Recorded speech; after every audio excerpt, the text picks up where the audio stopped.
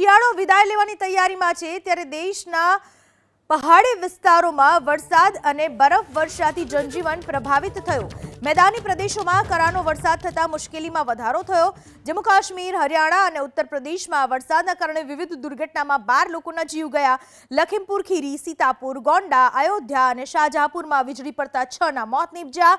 તો આ તરફ જમ્મુ કાશ્મીર, ઉત્તરાખંડ અને હિમાચલ પ્રદેશમાં અનેક વિસ્તારોમાં ભારે હિમવર્ષા યથાવત છે। હિમાલયમાં હિમપ્રપાતના કારણે ચિનાબ નદીનું વહેણ અટકી ગયું। સાથે જ વરસાદ અને બરફવર્ષાના કારણે 4 રાષ્ટ્રીય ધોરીમાર્ગ સહિત 500થી વધુ રસ્તાઓ પર વાહન વ્યવહાર ખોરવાયો।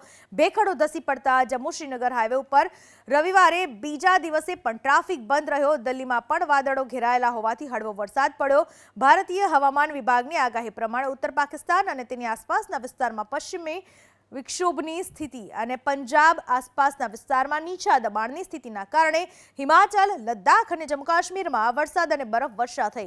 ઉત્તરાખંડ, સિક્કિમ, બિહાર, ઉત્તર પ્રદેશ વાવાઝોડા સાથે કરા પડ્યા। પંજાબ, દિલ્હી, હરિયાણા, ચંદીગઢ, મધ્યપ્રદેશના કેટલાક વિસ્તારોમાં મધ્યમ વરસાદ પડ્યો।